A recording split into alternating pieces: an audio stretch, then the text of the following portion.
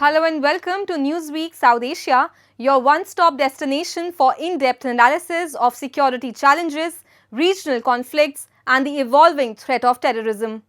Let's take a look at the headlines first. India remembers 26/11 victims as the world stands in solidarity. Peshawar attack highlights Pakistan's deepening security collapse.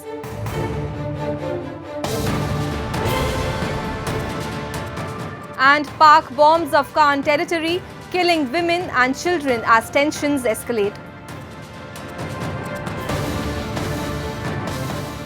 17 years after the 26/11 Mumbai terror attacks, India stands united in remembrance and resolve. The nation paid homage to the 166 innocent lives lost and honoured the extraordinary courage of survivors and security forces who risked everything to protect the city. Memorial events were held across Mumbai and beyond, even as the international community reiterated its support for India's ongoing fight against terrorism. Here is our report. November 26, 2008, a date forever seared into India's collective memory. 17 years ago, 10 heavily armed terrorists from the Pakistan-based Lashkar-e-Taiba launched one of the deadliest attacks in the country's history. Over 4 horrifying days, they stormed Mumbai's busiest landmarks, the Taj Mahal Palace Hotel, the Oberoi Trident, CST railway station, and several crowded streets, killing 166 people and injuring over 300. The attackers arrived by sea, carrying assault rifles, grenades and explosives, moving with chilling precision. As the nation watched in disbelief, acts of extraordinary courage emerged from the chaos, alongside stories of loss that still haunt families today. Across India, people paused to pay tribute to the victims, the people who lost their lives, and the survivors who continue to live with the emotional and physical scars of that night. जब मैंने कसाब को firing करते हुए station पे देखा था तो 10 जून को जाके कोर्ट में मैंने कसाब को आइडेंटिफाई की थी। मेरे पप्पा ने दोनों को देखा था, कसाब और अब्बू इस्माइल को, और मैंने कसाब को। फिर जब मेरे सामने कोर्ट रूम में 3 शख्स रखे गए थे, उसमें से मुझे कसाब को आइडेंटिफाई करना था। जो जज साहब के साइड में फर्स्ट में बैठा था वो था आतंकवादी कसाब। मुझे काफी कंफ्यूज करने की कोशिश भी किए गए, नहीं आप ये बता रहे हो, नहीं आप वो बता रहे हो। मैंने बोला नहीं, यही आतंकवादी जिसकी गोली मुझे लगी थी। मेरे सामने कई लोगों को इसने मार दिया था और उसके चेहरे पे कोई डर नहीं था। ऐसा लग रहा था हम लोगों को मार के उसे खुशी मिल रही है। वो उस चीज को वो इंजॉय कर रहा था तभी फायरिंग करते हुए, और वो शख्स का जो शक्ल है वो आज भी मेरे ज़हन में वैसी ही बसी हुई है। अभी तक वो निकल नहीं पाया है। Tributes poured in from across the country and around the world. The National Security Guard held its annual Never Ever Memorial at the Gateway of India, honouring the martyrs and reaffirming the nation's resolve that such an attack must never recur. चाहे कुछ भी गलत करने की दुश्मन कोशिश करे, हम अपने प्रण में, हम आगे बढ़ने के लक्ष्य में एथिकल तौर पर हम आगे बढ़ते रहेंगे। आज आपने देखा होगा विभिन्न वर्ग के लोग, विभिन्न डिपार्टमेंट्स के लोग, विभिन्न आयु के वर्ग के लोग यहाँ पे आए थे, जिसमें कि एनसीसी से लोग आए थे, जिसमें लोग आर्मी से आए थे, navy, air force, coast guard, Maharashtra police, जो यहाँ का ब्यूरोक्रेसी तंत्र है वहाँ के लोग, कुछ लीडर्स, कुछ सेलिब्रिटीज, सब ने इस अवसर पर आके अपनी भावपूर्ण श्रद्धांजलि हमारे शहीदों को अर्पित की है। और आने वाले वक्त में हम उनकी जो बलिदान है उसको याद रखेंगे। और जब हम ट्रेन करते हैं, हम हमेशा ध्यान में ये चीज को ध्यान में रखते हैं कि हमारे पूर्वजों ने इस देश के लिए अपना लहू बहाया है, और हम उनकी शान में कोई आंच ना आने दें। The United States Embassy in India expressed solidarity with the survivors and vowed continued support to ensure that all those responsible for the attacks are brought to justice. Israel too extended its support, emphasizing its shared experience in fighting terrorism and its deep defense cooperation with India. Look, I must say that both countries, Israel and India, are facing the same challenges when it coming to counter-terrorism. So we perfectly understand India's perspective when it comes to fighting terrorism, and we also respect the fact that India is understanding Israel's right to defend itself against terrorist activities. Look, first of all, we have a lot of defense cooperation between the two states, India and Israel. Luckily, or in a way, Israel has combat-proven capabilities, and we're glad to share it with our Indian friends. 17 years later, the wounds of 26/11 remain fresh, not only because of the brutality of the attack, but because justice still feels incomplete. While India honors its martyrs with pride and dignity, key masterminds of the operation continue to roam freely in Pakistan. Despite global pressure and repeated commitments, Islamabad has yet to dismantle the Lashkar-e-Taiba network or bring its leaders to genuine trial. As the nations like the US and Israel pledge unwavering support, the message from India is clear. Remembrance must be matched with responsibility. Terror groups cannot flourish under the shelter of a state without consequences.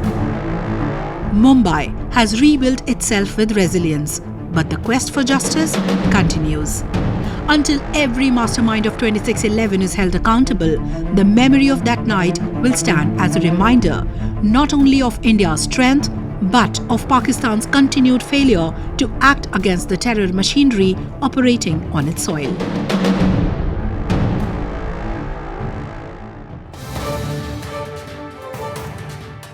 Moving on, Pakistan's security crisis has once again come into sharp focus after a deadly attack in Peshawar. 2 suicide bombers and a gunman stormed the Federal Constabulary headquarters, killing and injuring several paramilitary personnel. CCTV footage captured the chaos, highlighting the state's persistent vulnerabilities. Residents in the area say fear has gripped daily life as markets and businesses remain shuttered. Analysts warn that such attacks are the result of long-standing strategic miscalculations that continue to plague the country's security apparatus. Take a look. For years, Pakistan has experimented with security framework, and today the consequences of those long-standing shortcomings are once again on display. Repeated intelligence lapses, inconsistent counter-terror policies and shifting state strategies have left the country unable to contain the very terror networks that once operated with relative freedom. The latest attack in Peshawar, where 2 suicide bombers and a gunman stormed the Federal Constabulary headquarters, killing and injuring several paramilitary personnel, underscores how deeply the security crisis has taken root. As CCTV captured the chaos of the assault, it also laid bare an uncomfortable reality. Pakistan's security apparatus remains fundamentally unprepared, its institutions weakened by years of policy failures that have left the state unable to confront the very threats it helped create. हमारे जितने भी साथी थे जो जिनको पता है कि मेरा इधर शॉप है, तो हर कोई मुझे इत्तला कर रहा था कि यार आप किधर हो, तो मैं तो कह रहा था कि मैं तो घर में हूँ। फिर जब इधर आ गए तो इधर तो सारा रास्ते बंद थी, सील थे। फिर जब सिक्योरिटी फोर्सेस ने ये रोड खोल लिया तो फिर हम अपने मार्केट को आ गए। तो बहुत काबिल मजम्मत है, ये बहुत ज़्यादती है, ये नहीं होना चाहिए और इसका हम जितने भी अल्फाज में शदीद मजम्मत करें वो कम है। तो इस वजह से ये अफरा तफरी भी है, लोगों में खौफ व हिरास भी है। According to security officials, the attackers opened fire as they forced their way into the Federal Constabulary headquarters, triggering a fierce exchange before both suicide bombers detonated themselves inside the facility. The assault not only exposed glaring security gaps, but also plunged nearby markets into fear and paralysis as residents scrambled for safety amid the uncertainty. خامخا یاره خو شته دی ځکه چې دا اوس دا وګوره دا ټول مارکیټونه هم بند شو، خلکو کروڑو روپو نقصان وشو، پیښ شوې اخوا هم دوکانونه بند دي او مالی جاني دواړو نقصان وشو، پیښ شوې او باقي دی الله خیر وکړي. This attack in Peshawar is not an anomaly. It is the direct outcome of years of strategic miscalculations. Analysts have long warned that Pakistan's decision to tolerate, enable and selectively negotiate with militant groups for geopolitical leverage would eventually backfire. Today, the country is paying the price for those choices. Terrorists, once viewed as assets, have splintered, multiplied and turned their guns inward. The state's attempts to reverse course have been inconsistent and many argue too late. The Peshawar bombing is not just a security breach, it is a reflection of a national security doctrine that has failed spectacularly. As attacks persist, Pakistan finds itself battling forces it once believed it could control, leaving its citizens to absorb the consequences.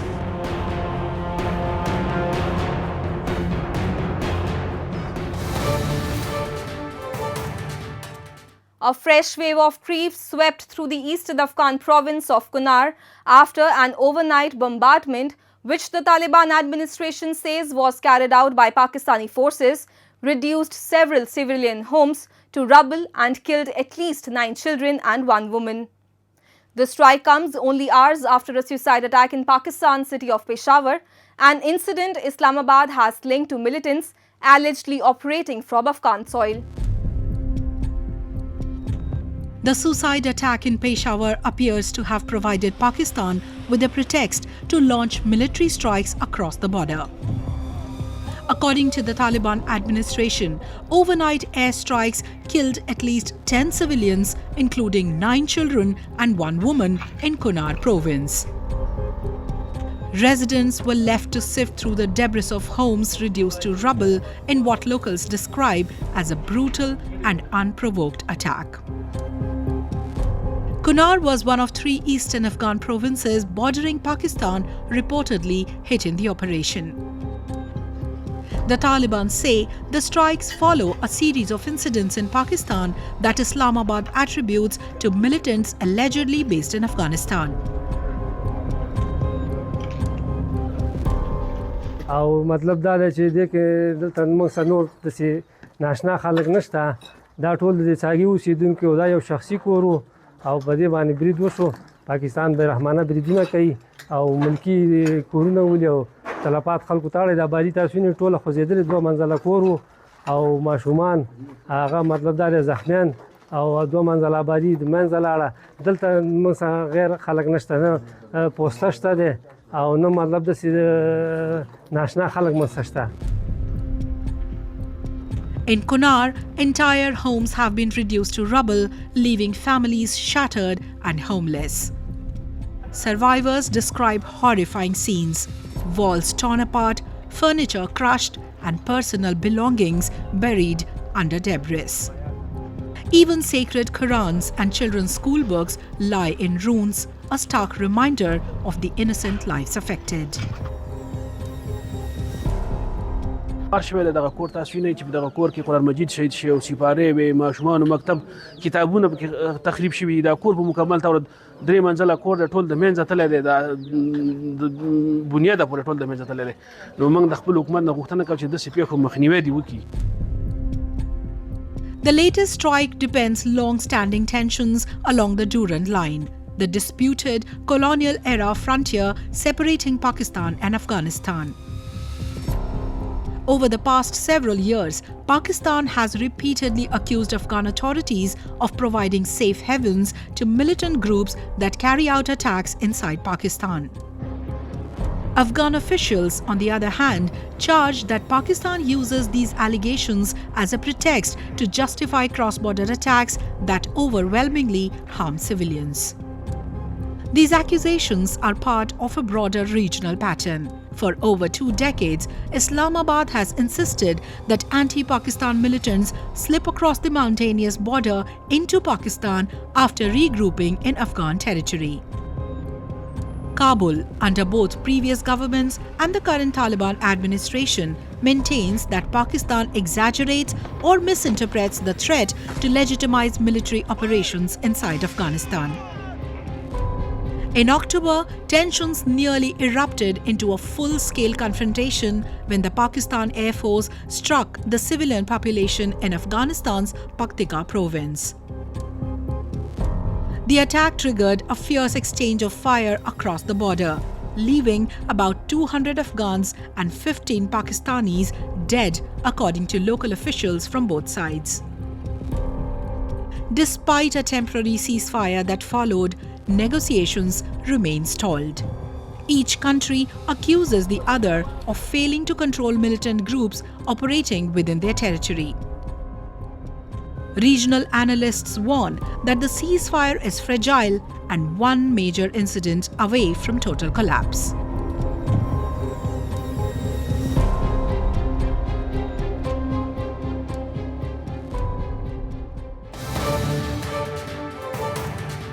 On November 10, 2025, a car exploded in a suicide bomb attack near the Red Fort metro station in Delhi, killing several people. Later, a video emerged of the alleged suicide bomber, Umar-un-Nabi, in which he can be seen speaking to the camera, appearing to justify the act of suicide bombing. In this week's episode of Newsweek South Asia, we speak with a Kashmiri political activist and the director of the European Foundation for South Asian Studies to understand the incident, the evolving threats of suicide bombings, and the broader framework of radicalization and terrorism in Kashmir. Sir, welcome to our show. How do you view the fact that a well-educated Kashmiri youth carried out a suicide bombing in Delhi? I think for us as Kashmiris, and especially as a society, but also as Kashmiri Muslims, I think it's a very worrying trend. I think we as a society, as Kashmiris, should perhaps introspect how we have come to this position that educated youth, people who are doctors, not stone pelters who don't have a job, people who are well settled, are justifying suicide bombing, justifying the killing of innocent people. And I think the time of all the time saying that, you know, this is not part of Islam, to which I agree, it is not part of Islam. But I think there is a more concerted effort needed from us, from Kashmiris, Kashmiri Muslims especially, but also Muslims elsewhere in India, to come out openly against these people. Why do you think this suicide attack happened? What trends worry you the most, especially regarding the role of religious extremism? I think it's now it has become much more difficult to conduct attacks, terrorist attacks, and then also still run away alive. So suicide bombings is, of course, not a new phenomena. The worrying trend here, of course, is that the suicide bombers are trying to justify it with foundations of their interpretations of religion, and that's a problem. If you watch the video of Umar Nabi, he's saying this is not suicide, this is martyrdom. Because suicide, of course, has a very different connotation in religion. So that is, I think, the most important and the most difficult part and the most worrying part, that these people don't consider it as suicide, they consider it a path to martyrdom. And I think now, because of the more concerted efforts in the world, but also in India, of trying to stop terrorist attacks, trying to attack the infrastructure of terrorism, these suicide bombings are a worrying trend, and I think they will continue more and more, because it has become difficult to conduct attacks and then just disappear and still be alive. So this is indeed worrying. How do you assess Pakistan's attempts to portray terrorism in Kashmir as a homegrown phenomenon rather than something it sponsors? The worrying trend here is not the white collar trend. The worrying trend here is that more and more Pakistan has tried to make it appear as if this is a Kashmiri owned thing. In the past, India has been very successful at diplomatic levels in exposing cross-border terrorism by Pakistan, whether that's from Punjab, whether that's the Jaish, Lashkar, or even the Pashtun belt. More recently, what you have seen is that Pakistan has tried to put the onus back and on Kashmiris in order to tell the world that this is an indigenous movement by Kashmiris while they are being trained in Pakistan and they are being armed by Pakistan. As you see, during the last so-called Solidarity Day of February 5th in Pakistan, the various jalsas were not conducted in Lahore or in Pindi. They were conducted in Rawalakot, in Punch, in areas which are under occupation of Pakistan and which are Kashmiri areas. The same happening here. Now you have doctors, now you have Kashmiris who are getting involved or trying to get involved. So that gives Pakistan the plausible deniability of saying, look, this is done by the Kashmiris. And as you may remember, just recently, a new group also came into emergence, which is the Tehreek-e-Taliban Kashmir. Again, this is an effort to try to put the onus on Kashmir and Kashmiris so that Pakistan has plausible deniability in the world and can say this is happening by Kashmiris, they are doing this themselves, and Pakistan is not involved, while you and I and everyone else knows the truth, of course. How do you see the role of radicalization infrastructure such as extremist networks and certain madrasas in influencing and brainwashing vulnerable youth in Kashmir? I will come back to one issue that, which has been raised in the media earlier as well. I've written about it years ago, and that is the infrastructure of religious radical schooling, education. And then you come back to madrasas in Pakistan and the madrasa thought in Kashmir and elsewhere in India, how madrasas export their ideology, non-secular, radical interpretation of Islam to Kashmir. And then you have in very far-flung areas, you have people who don't have the opportunity to go to schools, and they are indoctrinated by this thought. Pakistan has more than 80,000 madrasas, and I think the government here should maybe do a check on how many madrasas are unregistered, how many madrasas go unchecked, what is taught at these madrasas, who are the teachers. What are the major challenges India now faces in dealing with this evolving security and radicalization landscape? India is a very big country. You can't. It's 1.5 billion people. Unless and until people themselves will not shun the path of violence, such incidents will, of course, continue to happen. There needs to be a counter-terrorism preparedness, and I think India has definitely increased that. At the same time, in such a big country with 1.5 billion people, incidents are bound to happen if people subscribe to radical ideologies and they have access to weapons and ammunition, which in this neighborhood there are ample countries which are willing to provide that to people here in India. So because at the end of the day, a big country or a very sophisticated country like America, 9/11 still happened. There are still terrorist attacks happening in Europe. So no country is immune to terrorist attacks. It is the people who make the country immune to terrorist attacks. Thank you, sir, for sharing your insights with us. Thank you. And with that, we come to the end of this edition of Newsweek South Asia.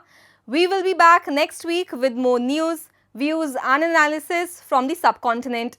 Meanwhile, do keep writing to us at nwsa@anin.com.